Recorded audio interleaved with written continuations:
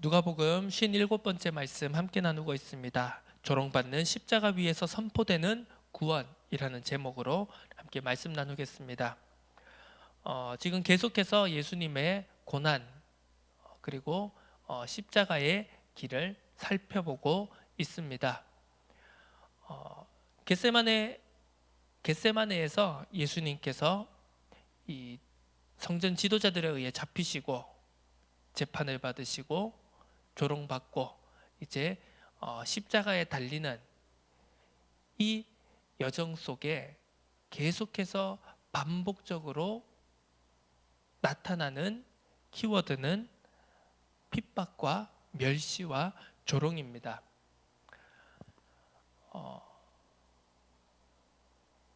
죄 없으신 예수님, 십자가에 달릴 만한 그 어떠한 것도 하지 않으신 예수님께서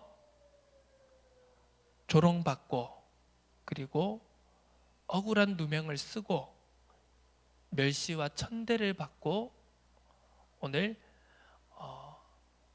죄 있는 자들과 동류가 되어서 죄 있는 자들과 한 묶음이 되어서 십자가에 달리시는 장면을 우리가 살펴보고 있습니다. 마치 오늘날 우리의 믿음이, 우리의 신앙이, 우리의 기독교라고 하는 하나의 이 울타리가 조롱받고 멸시받고 또 핍박받는 것과 이렇게 오버랩되는 그러한 장면을 우리가 오늘 본문을 통해서 살펴보고 있습니다. 십자가에 달리시고 그리고 여러 사람들의 반응이 나오게 됩니다. 백성들의 반응이 나옵니다. 그리고 관리들의 반응이 나옵니다. 군인들의 반응이 나옵니다.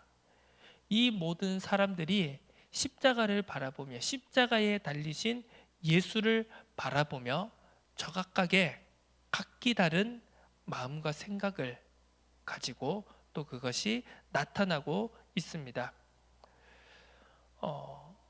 공통적으로 이 세 부류의 사람들은 예수님이 십자가에 달리신 구원자라고 선지자라고 메시아라고 불려지고 혹 그들 중 일부는 저 사람이 정말 메시아일지도 모르겠다. 이 우리의 비참한 현실을 이 이스라엘의 유대인들의 하나님의 나라, 하나님의 백성의 이 비참한 현실을 타개시켜줄 이 비참한 현실에서 우리를 건져내줄 메시아가 저 사람이 아닐까라는 기대를 했을 것입니다. 하지만 결국 그 십자가 앞에서 저마다 다른 반응을 보이지만 결국 공통된 생각은 이것입니다. 저 십자가에 달린 패배한 것처럼 보이는 예수가 메시아일 리 없다. 그리스도일 리 없다. 구원자일 리 없다라는 생각이 바로 공통된 그것일 겁니다. 자, 당시 지중해 세계의 구원자는 황제였습니다. 황제가 곧 구원자요 그리고 정복자, 승리자로 인식되었습니다. 수많은 전쟁이 그리고 수많은 나라들이 권세자들이 패권을 쥐기 위해서 크게 작게 다투고 있었죠. 역사를 통해서. 결국 그 당시 지중해 세계를 로마가 그리고 로마 황제가 통일했습니다.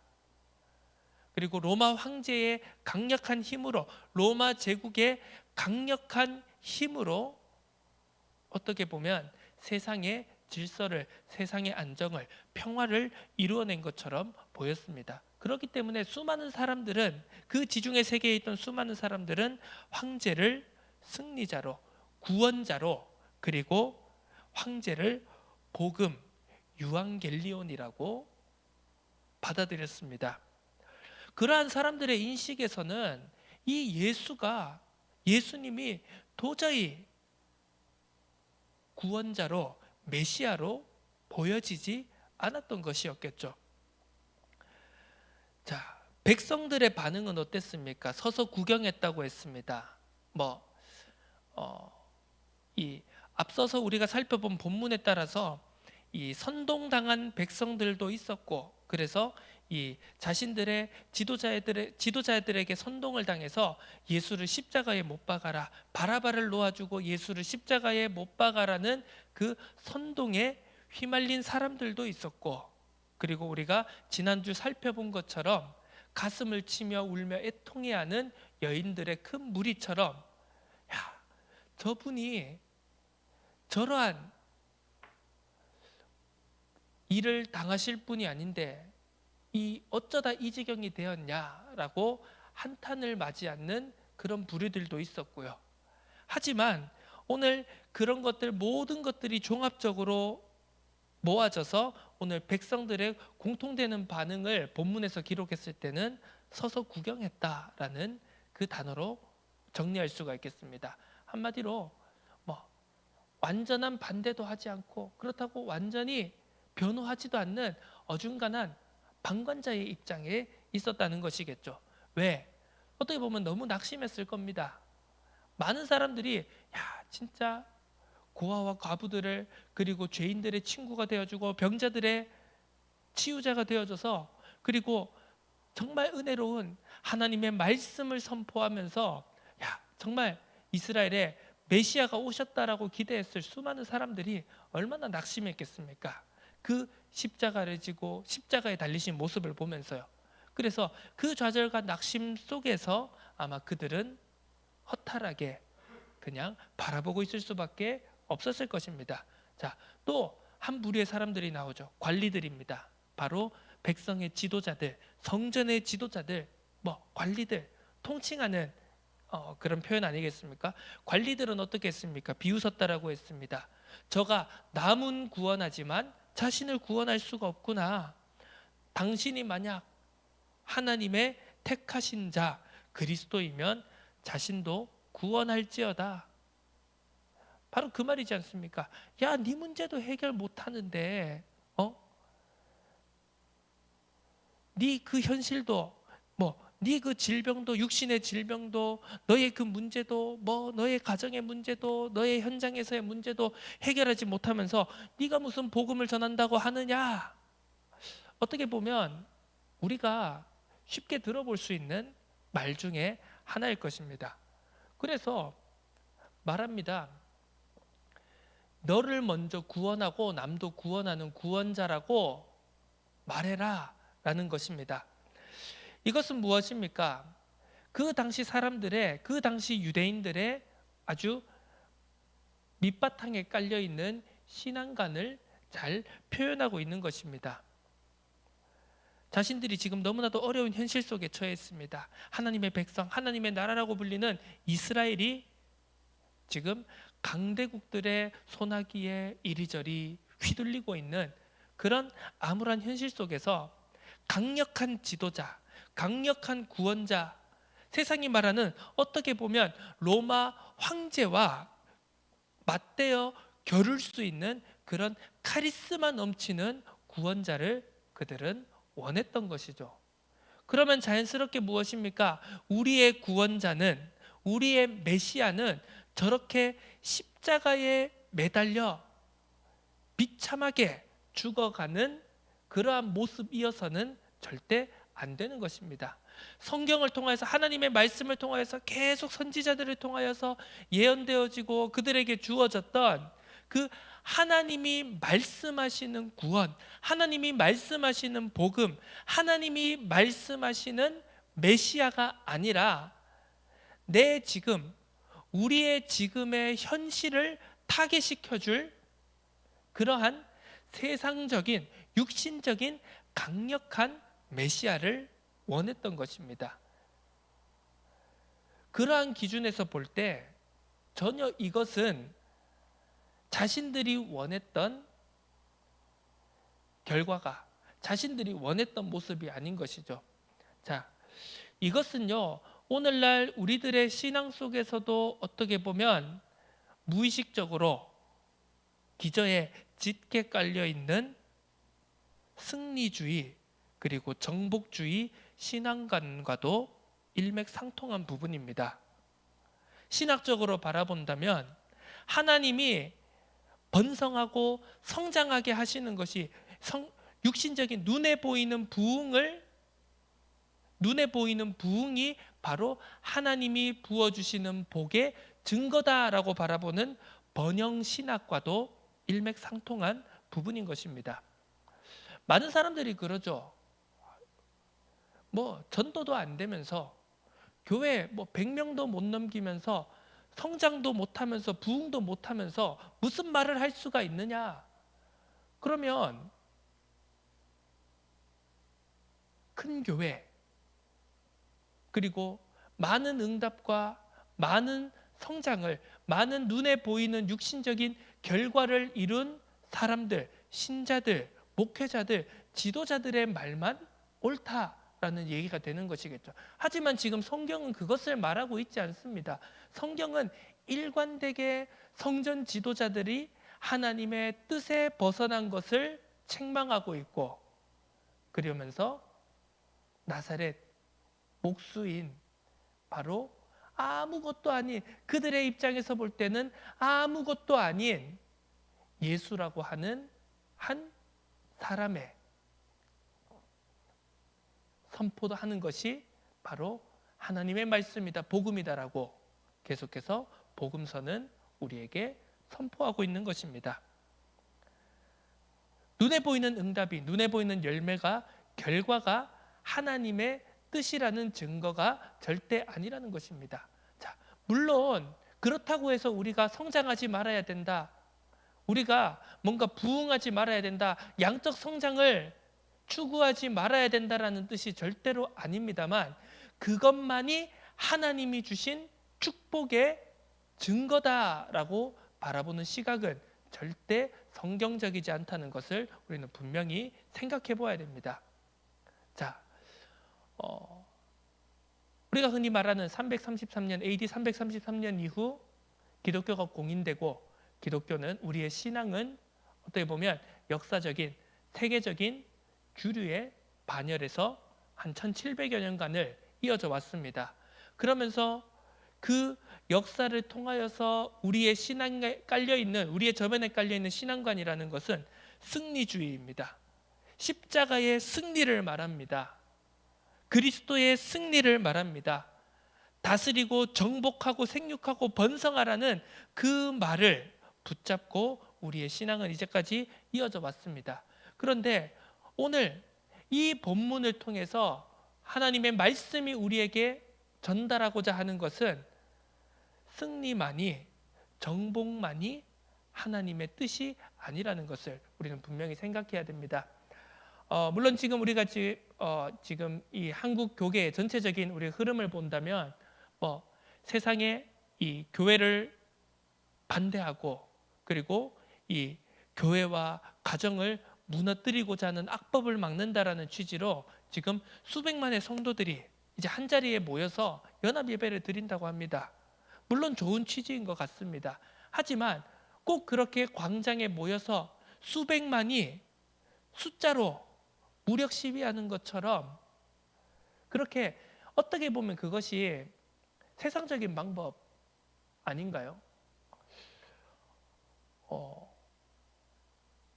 하나님의 말씀이, 복음이, 성경이 말하는 우리가 영적 싸움이라는 것이 눈에 보이는 숫자가 많이 모여서 세를 과시하는 것이 하나님의 뜻일까, 성경적인 방법일까라고 생각을 했을 때는 물론 무엇이 다 맞다, 옳다, 그르다 단편적으로 우리가 재단할 수는 없겠습니다만, 이런 부분을 우리는 많이 고려해야 한다는 것입니다.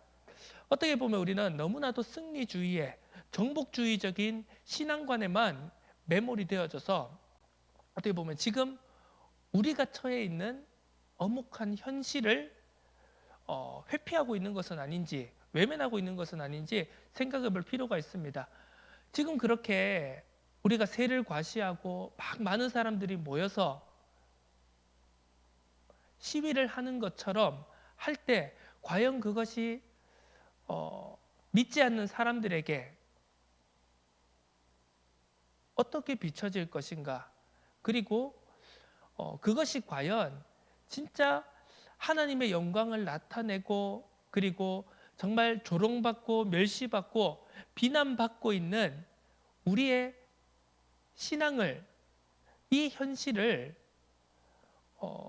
타파해 줄 그러한 정답이 되겠는가라고 했을 때는 저는 지난 몇 주 동안 이 예수님의 순환과 그리고 이 십자가의 길을 통하여서 살펴볼 때 지금은 어떻게 보면 오히려 침묵해야 될 때다. 지금은 표현하는 것이 아니라 지금은 우리가 우리의 억울함을 변호하고 외치고 소리 지르는 것보다는 지금은 거룩한 구별된 침묵 속에서 우리는 우리 자신을 먼저 살피고 갱신과 회복과 그리고 치유의 길로 우리 자신을 먼저 살펴보는 시간표가 되어야 한다라는 것을 저는 이번 지금 본문을 통해서 몇 주 동안 계속 여러분들과 함께 나누고 있습니다.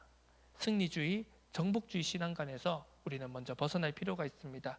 번영 신학에서 우리는 빠져나올 필요가 있습니다. 자, 그러면서 이 오늘 예수님과 함께 십자가에 달린 두 죄수를 우리가 살펴봐야 되겠습니다. 한 명은 그 사람들의 분위기에 따라 함께 예수님을 비난하고 조롱하는 죄수가 있습니다. 그리고 다른 한편에서는 자신의 죄를 인정하고 자신이 죄인임을 인정하며 겸손하게 구원을 바라는 한 죄수가 있습니다. 자,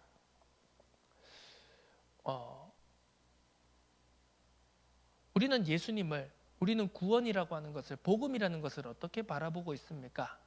승리해야 되고 정복해야 되고 땅 끝까지 퍼져나가는 그 이미지의 복음만을 우리는 생각하고 있지는 않습니까? 그런 경우들이 세상에도 우리가 종종 있지 않습니까?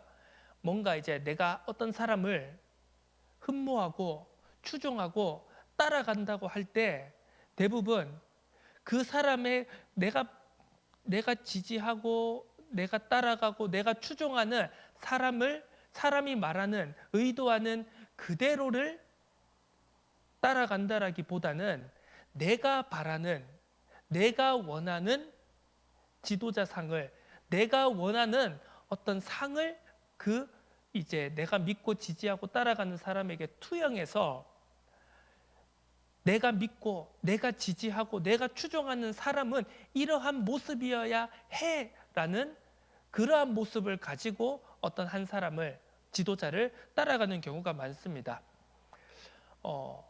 이 죄수도 그러한 모습이 아니었을까요? 어떻게 보면 이 두 죄수의 모습이 어떻게 보면 신앙을, 그리고 예수님을, 하나님을, 구원을 바라보는, 복음을 바라보는 우리의 모습 속에서 이제 이 두 죄수를 바라봐야 되지 않나라는 생각이 듭니다. 내가 믿는 하나님은 이럴 리 없어. 그런 느낌적인 느낌 있지 않습니까? 내가 믿는 하나님은 내 모든 어려움을, 내 모든 연약함을, 그리고 내 지금 이런 암울한 현실을 모두 해결해 주는 분이어야 해 라는 것으로 우리가 신앙생활을 할 것인가? 아니면 지금 우리가 이렇게 우리의 신앙이, 우리의 믿음이 조롱받고 세상적인 표현이 있지 않습니까? 어디 내놔도 부끄러운 자식, 그런 표현들이 있지 않습니까?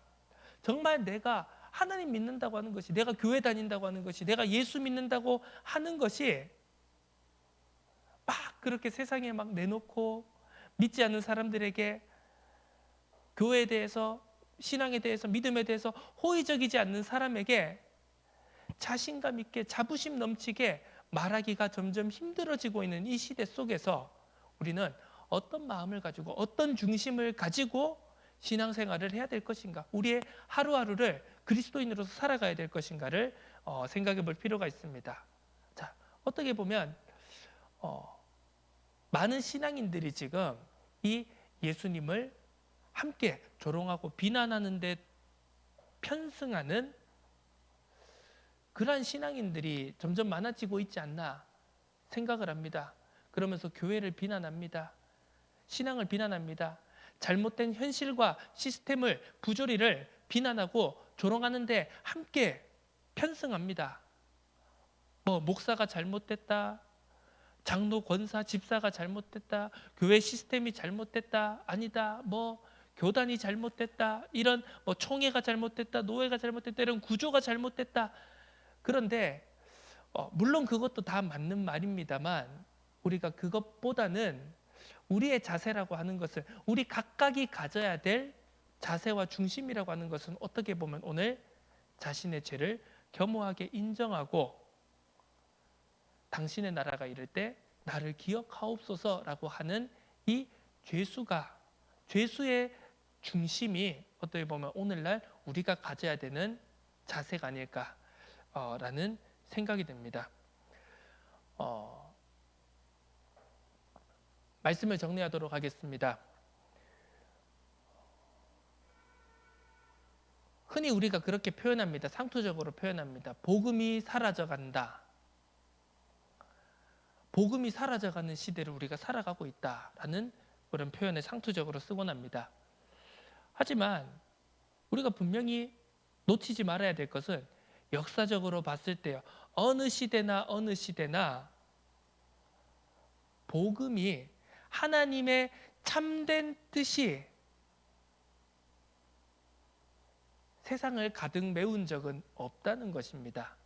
자, 기독교가 공인이 됐습니다. 진짜 하나님의 승리고 그리스도의 복음의 승리였습니까? 아닙니다. 오히려 체계화되어지고 습관화되어지고 제도화되어진 교회는 교권주의로, 그리고 잘못된 율법주의로, 또 다른 행위주의로 빠져버리게 되었습니다. 종교개혁이 일어났습니다. 또 수백 년 동안 또 그것들이 어떻게 보면 교리화되어지고 학문화되어지고 체계화되어지면서 진짜 하나님의 뜻이 무엇인가, 진짜 우리가 하나님의 뜻대로 하는 신앙생활은 무엇인가, 우리가 정말 하나님의 뜻대로 말씀을 붙잡는다는 것은 무엇인가라고 하는 것은 매 순간순간, 매 시대마다, 역사마다 그것을 고민하고 또 애통해하고 기도하고 힘쓰고 애쓴 사람들에 의해서 주류가 아닌 소수의 사람들이 언제나 그것들을 붙잡아왔고 지탱해왔다는 것입니다. 그런 의미에서 볼 때 지금 우리가 어떤 세상의 흐름이, 현실이 뭐 포괄적 차별금지법이고 곧 통과되어져서 당장 우리가 예수만이 그리스도다, 뭐 동성애도 죄다라는 표현을 못해서 당장 교회가 무너질 것 같고 당장 우리의 자녀들이 막 다 동성애자로 변해버릴 것 같은 그러한 막연한 공포감에서 우리가 어떻게 보면 이 속지 말아야 된다라는 것을 오늘 여러분과 함께 나누고 싶은 겁니다. 항상 우리는 이 구원이라는 것을 얘기할 때 현세적인 구원과 내세적인 구원을 이야기합니다. 구원이란 무엇입니까? 우리가 막 거창하게 구원이라는 것을 마치 죽어서 눈에 보이지 않는 천국으로 올려져 가는 것이다라고만 생각하지만 사실 구원의 진짜 의미는 무엇입니까? 하나님과 함께 한다는 것 아닙니까? 원래 인간이 지어진 대로 하나님과 함께 하는 것이 구원입니다. 하나님과 함께하지 못하게 창세기 3장 이후에 하나님과 함께하지 못한 것이 구원받지 못한 상태 아닙니까? 다시금 하나님과 함께 하도록 하는 상태가 바로 구원인 것입니다. 그렇다면 우리가 생각해야 될 구원은 무엇인가요? 물론 우리의 육신의 삶이 다 돼서 우리의 영혼이 우리가 내세에 하나님과 함께하는, 하나님의 나라에서 하나님과 함께하는 그것도 구원이지만 또 다른 구원의 의미는 무엇입니까? 우리가 살아서 우리의 연약하고 한계 많은 육신을 가지고 살아가는 동안 하나님과 함께하고자 힘쓰고 애쓰는 것, 그것 또한 바로 구원의 의미, 우리가 절대 놓치지 말아야 될 구원의 의미라는 것입니다. 그것을 놓고 봤을 때 과연 우리가 단순하게 그냥 복음이 사라진다, 교회가 문을 닫아간다, 교회가 망한다 라는 것을 가지고 막연한 두려움과 공포감을 가지고 우리가 어떻게 보면 두려움에 짓눌려서 이렇게 이제 그런 거 있지 않습니까? 진짜 용기가 있고 그리고 두려움에 잡아먹혀 가지고 막 악을 쓰면서 비명을 지르는, 소리를 지르는 이제 그런 부분이 있습니다. 자, 그것이 과연 진정한 용기이고 싸움이겠습니까? 두려움에 짓눌려서, 겁에 짓눌려서 고래고래 소리 지르는 발악은요, 그것을 가지고는 우리가 절대 진짜 승리를 이루어낼 수가 없습니다. 당장은 우리가 신앙생활하는 것이, 우리가 교인으로서, 그리스도인으로서, 신앙인으로서 예수 믿는다고 살아가는 것이 너무나도 우리의 지금 현실 속에서는 힘들 수가 있습니다. 많은 사람들에게 인정을 받지 못할 수도 있습니다. 그리고 당장 세상의 수많은 흐름들이 우리의 믿음을 방해하고 옥죄는 것처럼 보일 수가 있습니다. 하지만 그럴 때일수록 우리가 더욱더 차분하게 우리들 자신이, 하나님, 우리가 돌아봐야 될 것은 무엇입니까? 우리들 속에 있는 바리새인, 우리들 속에 있는 그 성전 지도자들과 같이 하나님의 뜻을 열심히 지켜간다고 소리치지만 하나님의 뜻에 오히려 반대로 나아가는 그런 우리의 잘못된 것이 없습니까? 라는 우리 자신의 자기 성찰부터, 자기 점검부터 먼저 이루어져야 된다는 것입니다. 그러면서 오늘 이 십자가 위의 죄수처럼, 한 죄수처럼, 내가 죄인입니다. 저분은 아무 잘못이 없습니다. 주님의 나라가 이를 때 나를 기억하여 주옵소서. 그때 예수님의 답이 어땠습니까? 네가 오늘 나와 함께 낙원에 이를 것이다. 네가 죽고 나서 몇 시간 뒤에 나랑 같이 천국에서 보자. 예수님께서 그렇게 말씀하신 것이 아닙니다. 네가 지금 오늘 나와 함께 낙원에 있을 것이다. 바로 이 암담한, 아무것도 이루어지지 않고 오히려 우리의 믿음이, 신앙이 망할 것처럼 보이는 오늘의 이 현실, 이 현세 속에서 하나님은, 예수님께서는 구원을 말씀하신 것입니다. 복음을 말씀하신 것입니다. 참된 하나님의 나라가 이루어질 것을 말씀하신 것입니다. 자, 우리는 조롱받는 십자가 위에서 구원이, 복음이 선포되어졌다는 오늘 본문의 외침을 절대로 놓쳐서는 안 될 것입니다. 우리에게 참된 구원, 참된 복음, 그리고 침묵함으로써 하나님의 뜻이 우리들의 발걸음을, 우리들의 삶을 통해, 이 세상을 통해 나타나는 하나님의 나라의 회복과 확장, 그 참된 의미를 깊이 생각하는, 묵상하는 귀한 삶이 되어지기를, 한 주간이 되어지기를 주님의 이름으로 축원합니다. 하나님 아버지 감사드립니다. 조롱받는 십자가 위에서 로마의 황제가 아닌 세상에 힘 있는, 세상에 카리스마 넘치는 지도자, 구원자가 아닌, 세상이 말하는 복된 소식이 아닌 오히려 침묵함으로써 고난의 길을, 십자가의 길을 받아들임으로써 하나님의 뜻을 이루어가는 참된 승리와 참된 정복의 의미, 하나님의 참된 뜻을 우리가 놓치지 않는 삶이 되도록 은혜 더하여 주시옵소서. 우리가 막연한 공포에 질려 발악하며 외치는 것이 아닌 우리가 침묵함으로, 기도함으로 우리 자신을 되돌아봄으로써 우리가 짊어져야 될 십자가가 무엇인지, 우리가 걸어가야 될 그